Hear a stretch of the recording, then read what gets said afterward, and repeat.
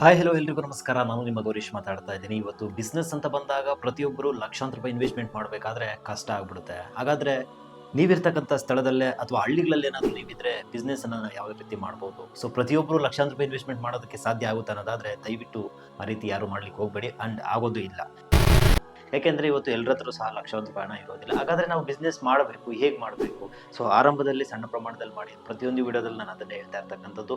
ನಾವು ಎಷ್ಟು ಸಣ್ಣ ಪ್ರಮಾಣದಲ್ಲಿ ಮಾಡ್ತೀರೋ ಅಷ್ಟು ನಾಲೆಡ್ಜ್ ನಮಗೆ ಗೈನ್ ಆಗುತ್ತೆ. Plus experience ಅನ್ನೋದಾಗುತ್ತೆ.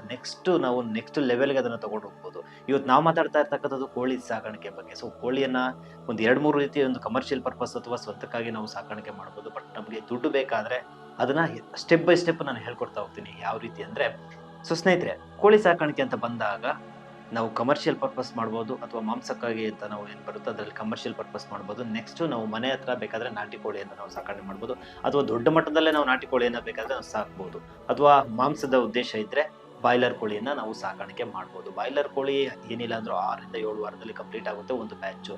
ಸೊ ನಾವು ಬೇಕಾದ್ರೆ ಒಂದು ಲೀಸ್ಗೂ ಸಹ ಕೊಡ್ಬೋದು, ಅಥವಾ ನಾವೇ ಸ್ವತಃ ಮಾಡ್ತೀವಿ ಅನ್ನೋದಾದ್ರೆ ಕಂಪ್ನಿ ಜೊತೆ ಟೈ ಅಪ್ ಮಾಡಿಕೊಂಡು ನಾವು ಬಾಯ್ಲರ್ ಕೋಳಿಯನ್ನ ಸಾಕಾಣಿಕೆ ಮಾಡ್ಬೋದು. ಇನ್ನು ನಾಟಿ ಕೋಳಿ ಅಂತ ಬಂದಾಗ ನಾಟಿ ಕೋಳಿಗೆ ಸಾಮಾನ್ಯವಾಗಿ ರೋಗ ರುಜಿನಗಳು ಕಡಿಮೆ ಇರುತ್ತೆ. ಮತ್ತೆ ಮೊಟ್ಟೆ ಅಂತ ಬಂದಾಗ ನೀವು ಇಲ್ಲಿ ಮೇಜರ್ ಆಗಿ ಅಬ್ಸರ್ವ್ ಮಾಡಬೇಕಾಗಿರ್ತಕ್ಕಂಥದ್ದು, ಇವತ್ತು ನಾಟಿ ಕೋಳಿ ಮೊಟ್ಟೆಗೆ ತುಂಬಾ ಡಿಮ್ಯಾಂಡ್ ಇರ್ತಕ್ಕಂಥದ್ದು. ಅಪ್ರಾಕ್ಸಿಮೇಟ್ ಒಂದು 10 ರೂಪಾಯಿ ಆದ್ರೂ ನಮಗೆ ಸಿಗುತ್ತೆ. ಹಾಗಾದ್ರೆ ನಾಟಿ ಕೋಳಿ ಬಿಸ್ನೆಸ್ ನ ಎಲ್ಲರೂ ಮಾಡ್ಬೋದಾ? ಎಲ್ಲಿ ಮಾಡ್ಬೋದು? ಮತ್ತೆ ಸ್ಪೇಸ್ ಎಷ್ಟು ಬೇಕಾಗುತ್ತೆ? ಸೊ ಸ್ನೇಹಿತರೆ, ನಿಮಗೆ ಒಂದು ಸಜೆಷನ್ಸ್ ಕೊಡ್ತೀನಿ, ವಿಡಿಯೋನ ಕಂಪ್ಲೀಟ್ ಆಗಿ ನೋಡಿ ಅಂತ ಹೇಳ್ತಾ ಇದ್ದೀನಿ. ಸೊ ಸ್ನೇಹಿತರೆ, ನರೇಗಾ ಅಂತ ಒಂದು ಯೋಜನೆ ಇದೆ. ಸಾಮಾನ್ಯವಾಗಿ ಎಲ್ರಿಗೂ ಗೊತ್ತಿರುತ್ತೆ ಅಂತ ಅಂದ್ಕೊಂಡಿದ್ದೀನಿ. ಗೊತ್ತಿಲ್ಲ ಅಂದ್ರೆ ನಿಮ್ಮ ಗ್ರಾಮ ಪಂಚಾಯತಿಗೆ ಒಂದ್ಸಲ ವಿಸಿಟ್ ಮಾಡಿ. ಅಲ್ಲಿ ನಾನು ಈ ರೀತಿ ಒಂದು ಕೋಳಿ ಶೆಡ್ ಅನ್ನ ನಿರ್ಮಾಣ ಮಾಡ್ಕೊಳ್ಬೇಕು, ಸಿಂಪಲ್ ಆಗಿ ಕಡಿಮೆ ಬಜೆಟ್ ಅಲ್ಲಿ ಸಿಂಪಲ್ ಆಗಿ ನಿರ್ಮಾಣ ಮಾಡ್ಕೊಳ್ಬೇಕು ಅಂತ ಕೇಳಿ. ಸೊ ಅವ್ರು ನಿಮ್ಗೆ ನರೇಗಾ ಅಂತ ಯೋಜನೆ ಇದೆ, ಆ ಒಂದು ಯೋಜನೆ ಮುಖಾಂತರ ನೀವು ಕೋಳಿ ಶೆಡ್ ಅನ್ನು ನಿರ್ಮಾಣ ಮಾಡ್ಕೊಳ್ತೀನಿ ಅಂತಾದ್ರೆ ಒಂದಷ್ಟು ಅಮೌಂಟ್ ಸಹ ಸಹಾಯಧನ ರೂಪದಲ್ಲಿ ಅವ್ರಿಗೆ ಕೊಡ್ತಾರೆ. ಅದು ಯಾವ ರೀತಿ ಕೊಡ್ತಾರೆ ಅನ್ನೋದು ಸಂಬಂಧಪಟ್ಟಂತೆ ಸಾಕಷ್ಟು ವಿಡಿಯೋಗಳನ್ನ ಕೃಷಿ ಮಾಧ್ಯಮ ಯೂಟ್ಯೂಬ್ ಚಾನಲ್ ಅಲ್ಲಿ ಅಪ್ಲೋಡ್ ಮಾಡಿದ್ದೀನಿ. ಒಂದ್ಸಲ ಹೋಗಿ ವಿಸಿಟ್ ಮಾಡಿ ನೋಡಿ. ಬೇಕಾದ್ರೆ ನಿಮ್ಗೆ ಗೊತ್ತಾಗಿಲ್ಲ ಅಂದ್ರೆ ಒಂದ್ಸಲ ವಿಸಿಟ್ ಮಾಡಿ. ಸ್ಟೆಪ್ ಬೈ ಸ್ಟೆಪ್ ಒಂದು ಪ್ರೊಸೀಜರ್ ಯಾವ ತರ ಇರುತ್ತೆ ಅಂತ. ಯಾಕಂದ್ರೆ ನಾವು ಸುಮ್ಮನೆ ಕುತ್ಕೊಂಡ್ರೆ ಯಾರು ನಮಗೆ ದುಡ್ಡು ಕೊಡೋದಿಲ್ಲ, ಏನೋ ಒಂದು ಕೆಲಸ ಮಾಡ್ಲೇಬೇಕಾಗುತ್ತೆ. ಸೊ ಆ ಒಂದು ಹಂತದಲ್ಲಿ ಹೇಳ್ತಾ ಇರ್ತಕ್ಕಂಥದ್ದು ಸರ್ಕಾರದಿಂದ ಬರ್ತಕ್ಕಂಥ ಹಣ. ಸೊ ಪ್ರತಿಯೊಬ್ರು ಇದನ್ನ ಯುಟಿಲೈಸ್ ಮಾಡ್ಕೊಳ್ಬೇಕು. ಯಾಕೆಂದ್ರೆ ಪಂಚಾಯತಿಯಿಂದ ಕೊಡ್ತಾ ಇರ್ತಕ್ಕಂಥಲ್ಲ, ಸರ್ಕಾರದಿಂದ ಕೊಡ್ತಾ ಇರ್ತಕ್ಕಂಥದ್ದು. ಇದನ್ನ ಪ್ರತಿಯೊಬ್ರು ಯುಟಿಲೈಸ್ ಮಾಡ್ಕೊಳ್ಳಿ. ಸೊ ಸ್ನೇಹಿತರೆ, ನೀವು ಸಣ್ಣದಾಗಿ ನೀವು ಇರ್ತಕ್ಕಂಥ ಒಂದು ಮನೆ ಹತ್ರನೇ ಸಣ್ಣದಾಗಿ ಒಂದು ಆರಂಭದಲ್ಲಿ ಒಂದು 10-20 ಕೋಳಿಯನ್ನ ನಾಟಿ ಕೋಳಿನ ಸಾಕಾಣಿಕೆ ಮಾಡಿ. ಇಲ್ಲ ನನ್ನ ಹತ್ರ ದುಡ್ಡು ಇದೆ, ಓಕೆ, ಒಂದಷ್ಟು ಅಮೌಂಟ್ ಇದೆ, ಒಂದಷ್ಟು ಸಾಲ ಆದ್ರೂ ಪರವಾಗಿಲ್ಲ, ಲೋನ್ ಆದ್ರೂ ಮಾಡಿ, ನಾನು ಬ್ಯಾಂಕಿಂದ ಲೋನ್ ಮಾಡ್ಕೊಂಡು ನಾನು ಕಮರ್ಷಿಯಲ್ ಪರ್ಪಸ್ ನಾನು ಮಾಡ್ತೀನಿ ಅನ್ನೋದಾದ್ರೂ ಸಹ ನೀವು ಮಾಡ್ಬೋದು. ಬಟ್ ಕಮರ್ಷಿಯಲ್ ಪರ್ಪಸ್ ಅಂತ ಬಂದಾಗ ಗ್ರಾಮದಲ್ಲಿ ಮಾಡೋದಕ್ಕಾಗೋದಿಲ್ಲ. ಬಟ್ ಗ್ರಾಮದಿಂದ ಹೊರಗಡೆ ನಾವು ಮಾಡ್ಬೋದು, ತೊಂದರೆ ಏನಿಲ್ಲ. ಇನ್ನು ಕಮರ್ಷಿಯಲ್ ಪರ್ಪಸ್ ಅಂತ ಬಂದಾಗ ಅದನ್ನ ಕೆಲವರು ಲೀಸ್ಗೆ ಹಾಕೊಂಡಿರ್ಬೋದು, ಅಥವಾ ಕಂಪ್ನಿ ಜೊತೆ ಟೈ ಅಪ್ ಮಾಡ್ಕೊಂಡು ಒಂದಷ್ಟು ಅರ್ನಿಂಗ್ಸ್ ಅನ್ನ ಮಾಡ್ಬೋದು. ಸ್ವತಃ ಅವರೇ ಸಾಕಾಣಿಕೆ ಮಾಡಿ ಒಂದಷ್ಟು ಅರ್ನಿಂಗ್ಸ್ ನ ಮಾಡ್ಬೋದು. ಡಿಫ್ರೆಂಟ್ ಆಗಿ ಇವತ್ತು ಒಂದು ಪೋಲ್ಟ್ರಿ ಫಾರ್ಮಿಂಗ್ ಮಾಡ್ತಾ ಇರ್ತಕ್ಕಂಥವ್ರು ಸಾಕಷ್ಟು ಜನ ಇದ್ದಾರೆ. ಇನ್ನು ನಾಟಿ ಕೋಳಿ ಅಂತ ಬಂದಾಗ ಆಗ್ಲೇ ಹೇಳಿದ್ರೆ ನಿಮ್ಗೆ ಇವತ್ತು ಸಿಕ್ಕಾಪಟ್ಟೆ ಒಂದು ಡಿಮ್ಯಾಂಡ್ ಇರ್ತಕ್ಕಂಥದ್ದು. ನಾಟಿ ಕೋಳಿ ಮಾಂಸಕ್ಕೂ ಅಷ್ಟೇ ಡಿಮ್ಯಾಂಡ್ ಇದೆ, ಮತ್ತೆ ಮೊಟ್ಟೆಗೂ ಅಷ್ಟೇ ಡಿಮ್ಯಾಂಡ್ ಇದೆ. ಕನಿಷ್ಠ ಅಂದ್ರೂ ನೀವು ನಿಮ್ಮ ಮನೆಗಳ ಹತ್ರ ನೀವು ಅಬ್ಸರ್ವ್ ಮಾಡ್ಬೋದು, 10-20 ಕೋಳಿ ಅನ್ನೋದು ಸಾಕಾಣಿಕೆ ಮಾಡುವಂಥವ್ರು ಸಾಕಷ್ಟು ಜನ ಇರ್ತಾರೆ. ಇವತ್ತು ಮಾಂಸ ಅಂತ ಬಂದಾಗ ಅಲ್ಲಿ ಮಾಂಸದಲ್ಲೂ ನಮಗೆ ಒಂದಷ್ಟು ಅರ್ನಿಂಗ್ಸ್ ಆಗುತ್ತೆ. ಸೊ ಸ್ನೇಹಿತರೆ, ವಿಡಿಯೋ ಯಾಕೆ ಇಷ್ಟೊಂದು ತುಂಬಾ ಡೀಪ್ ಆಗಿ ಹೇಳ್ಕೊಂಡು ಹೋಗ್ತಾ ಇದೆ ಅಂದ್ರೆ ಕಾರಣ ಇಷ್ಟೇ.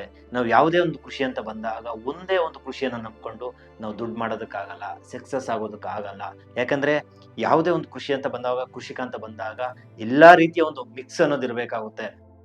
ಅಂದ್ರೆ ಎಲ್ಲಾ ಕೃಷಿಯನ್ನು ನಾವು ಮಾಡ್ಲೇಬೇಕಾಗುತ್ತೆ. ಒಂದನ್ನೇ ನಂಬ್ಕೊಂಡು ನಾವು ಜೀವನ ಮಾಡ್ತೀರ ಅನ್ನೋದಾದ್ರೆ ತುಂಬಾ ಕಷ್ಟ ಆಗ್ಬಿಡುತ್ತೆ. ನೀವು ನೋಡ್ಬೋದು, ಪೋಲ್ಟ್ರಿ ಫಾರ್ಮ್ ಅನ್ನೋದು ಒಂದು ಬಿಸ್ನೆಸ್ ಸಕ್ಸಸ್ಫುಲ್ ಆಗಿ ರನ್ ಆಗ್ತಾ ಇರ್ತಕ್ಕಂಥದ್ದು. ಕೆಲವೊಂದು ಸಂದರ್ಭ ಬಿಟ್ರೆ, ಯಾವಾಗ ಕೋವಿಡ್ ಟೈಮ್ ಏನು ಅನ್ಕೋತೀನಿ, ಆ ಸಂದರ್ಭದಲ್ಲಿ ಬಿಟ್ರೆ ಸ್ವಲ್ಪ ಹೊಡೆತ ಆಯ್ತು. ಅದಾದ ನಂತರ ಆ ರೀತಿಯನ್ನು ಹೊಡೆತ ಆಗ್ಲಿಲ್ಲ. ಇದೊಂದು ಒಳ್ಳೆ ಲಾಭ ಬರ್ತಕ್ಕಂಥ ಒಂದು ಬಿಸ್ನೆಸ್. ಅಪ್ರಾಕ್ಸಿಮೇಟ್ ನಮಗೆ 1.5 ಅಥವಾ 2 ತಿಂಗಳಲ್ಲಿ ಒಂದಷ್ಟು ಅಮೌಂಟ್ ಬರ್ತಕ್ಕಂಥದ್ದು.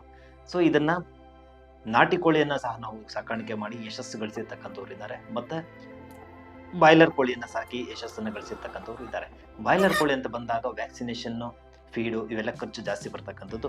ಆದರೆ ನಾಟಿ ಕೋಳಿಗೆ ಅಷ್ಟೊಂದು ಖರ್ಚು ಮತ್ತು ವ್ಯಾಕ್ಸಿನೇಷನ್ ಎಲ್ಲ ತುಂಬಾ ಕಡಿಮೆ ಇರುತ್ತೆ. ಸೊ ಆ ಒಂದು ಕಾರಣದಿಂದ ನಾಟಿ ಕೋಳಿಯನ್ನ ಸಾಕಿರ್ತಕ್ಕಂಥವ್ರು ಸಹ ಸುಮಾರು ಜನ ಇದ್ದಾರೆ. ಸಾಧ್ಯವಾದ್ರೆ ನಾಟಿ ಕೋಳಿಯಲ್ಲಿ ಲಕ್ಷಾಂತರ ರೂಪಾಯಿ ನಿಜವಾಗ್ಲೂ ಗಳಿಸ್ಬೋದು ಅನ್ನೋದನ್ನ, ಅಥವಾ ಬಾಯ್ಲರ್ ಕೋಳಿಯಲ್ಲಿ ನಿಜವಾಗ್ಲೂ ಲಕ್ಷಾಂತರ ರೂಪಾಯಿ ಅರ್ನ್ ಮಾಡ್ಬೋದು ಅನ್ನೋದನ್ನ ಪ್ರಾಕ್ಟಿಕಲ್ ಆಗಿ ನಾನು ಒಂದು ವಿಡಿಯೋ ಮುಖಾಂತರ ತಿಳಿಸ್ಕೊಡುವಂಥ ಒಂದು ಪ್ರಯತ್ನವನ್ನು ಮಾಡ್ತೇನೆ. ಯಾಕಂದ್ರೆ ನಮಗೆ ನಾವು ಎಷ್ಟೇ ಥಿಯರಿ ಹೇಳಿದ್ರು, ಅದು ನಿಮಗೆ ನಾಲೆಡ್ಜ್ ಪರ್ಪಸ್ಗೆ ಎಷ್ಟೇ ಒಂದು ಥಿಯರಿ ಹೇಳಿದ್ರು ಪ್ರಾಕ್ಟಿಕಲ್ ಆಗಿ ಬಹಳ ಇಂಪಾರ್ಟೆಂಟ್ ಆಗಿರ್ತಕ್ಕಂಥದ್ದು, ನಿಮ್ಮ ಮೇಲೆ ಒಂದು ಇಂಪ್ಯಾಕ್ಟ್ ಬೀಳ್ತಕ್ಕಂಥದ್ದು. ಪ್ರಾಕ್ಟಿಕಲ್ ನಾಲೆಡ್ಜ್ ಇಲ್ಲ ಅಂದ್ರೆ ನಾವು ಯಾವುದೇ ಒಂದು ಕೃಷಿಯಲ್ಲಿ ಯಶಸ್ಸನ್ನ ಕಾಣಲಿಕ್ಕೆ ಸಾಧ್ಯ ಆಗೋದಿಲ್ಲ. ಇವತ್ತು ನಾನು ಹೇಳ್ತಾ ಇದ್ದೆ, ಕೋಳಿ ಸಾಕಾಣಿಕೆ ಮಾಡಿ ತಿಂಗಳಿಗೆ ಸಾವಿರಾರು ರೂಪಾಯಿ ಅಥವಾ ಲಕ್ಷಾಂತರ ರೂಪಾಯಿ ಮಾಡಿರ್ತಕ್ಕಂಥವ್ರು ಇದ್ದಾರೆ. ಬಟ್ ತಿಂಗಳಿಗೆ ಸಾವಿರಾರು ರೂಪಾಯಿ ಕನಿಷ್ಠ ನಾವು ತಿಂಗಳಿಗೆ ಸಾವಿರಾರು ರೂಪಾಯಿ ನಾವು ಮಾಡ್ತೀವಿ ಅನ್ನೋದಾದ್ರೆ ಹೇಗೆ ಸಾಧ್ಯ? ಅದನ್ನ ಮೇಂಟೆನೆನ್ಸ್ ಯಾವ ತರ ಮಾಡಬೇಕು, ಸ್ಥಳಾವಕಾಶ ಏನು, ಮತ್ತೆ ಅದಕ್ಕೆ ಶೆಡ್ ಕನ್ಸ್ಟ್ರಕ್ಷನ್ ಯಾವ ತರ ಮಾಡ್ಬೋದು, ಬ್ಯಾಂಕಿನ ಲೋನ್ಸ್ ಎಷ್ಟು ಕೊಡ್ತಾರೆ, ಇವೆಲ್ಲವೂ ಸಹ ಇಂಪಾರ್ಟೆಂಟ್ ಆಗಿರ್ತಕ್ಕಂಥದ್ದು. ಯಾಕಂದ್ರೆ ನೀವು ಕಮರ್ಷಿಯಲ್ ಪರ್ಪಸ್ ದೊಡ್ಡ ಮಟ್ಟದಲ್ಲಿ ನಾವು ಮಾಡ್ತೀವಿ ಅನ್ನೋದಾದ್ರೆ, ಬಾಯ್ಲರ್ ಕೋಳಿನ ಸಾಕಾಣಿಕೆ ಮಾಡ್ತೀವಿ ಅನ್ನೋದಾದ್ರೆ ದೊಡ್ಡ ಶೆಡ್ ಬೇಕಾಗುತ್ತೆ. ಸೊ ದೊಡ್ಡ ಶೆಡ್ ಕಟ್ಕೊಳ್ತೀರ ಅನ್ನೋದಾದ್ರೆ ಬ್ಯಾಂಕಿಂದ ಸಹ ಲೋನ್ ಸಿಗುತ್ತೆ. ಅಥವಾ ಇನ್ನೂ ದೊಡ್ಡ ಮಟ್ಟದಲ್ಲಿ ನಾವು ಮಾಡ್ತೀರ ಅನ್ನೋದಾದ್ರೆ ಬೇಕಾದ್ರೆ ಅದು ನಾನು ಸಾಕಷ್ಟು ಯೋಜನೆಗಳಲ್ಲಿ ಹೇಳಿದ್ದೀನಿ ನಿಮಗೆ. ಇನ್ನೂ ದೊಡ್ಡ ದೊಡ್ಡ ಯೋಜನೆಗಳಿದಾವೆ. ಆ ಒಂದು ಯೋಜನೆಗಳ ಮುಖಾಂತರ ನೀವು ಒಂದಷ್ಟು ಸಬ್ಸಿಡಿಯನ್ನು ಸಹ ಪಡ್ಕೊಳ್ಬೋದು ಅಂತ. ಆದರೆ ಒಂದು ನೆನಪಿರ್ಲಿ, ಆರಂಭದಲ್ಲಿ ಯಾವತ್ತು ಸಣ್ಣ ಪ್ರಮಾಣದಲ್ಲಿ ಹೋಗಿ, ಪ್ರತಿಯೊಂದು ವಿಡಿಯೋದಲ್ಲಿ ನಾನು ಅದನ್ನೇ ಹೇಳೋದು, ಆರಂಭದಲ್ಲಿ ಯಾವತ್ತು ಸಣ್ಣ ಪ್ರಮಾಣದಲ್ಲಿ ಹೋದ್ರೆ ನಮ್ಗೆ ಯಶಸ್ಸು ಮತ್ತೆ ಎಕ್ಸ್ಪೀರಿಯನ್ಸ್ ಎರಡು ಅನ್ನೋದು ಸಿಗುತ್ತೆ. ಇಲ್ಲ ಅಂದ್ರೆ ಏಕಾಏಕಿ ನಾವು ಒಂದೇ ಸಲ ಬಂಡವಾಳ ಹಾಕ್ತೀವಿ, ನಮ್ಮ ಹತ್ರ ದುಡ್ಡಿದೆ ಅನ್ನೋದಾದ್ರೆ ತುಂಬಾ ಕಷ್ಟ ಆಗ್ಬಿಡುತ್ತೆ. ಯಾಕಂದ್ರೆ ಯಾವಾಗ್ಲೂ ಸಕ್ಸಸ್ ಅನ್ನೋದು ನಮ್ಮ ಜೊತೆಲಿ ಇರಲ್ಲ.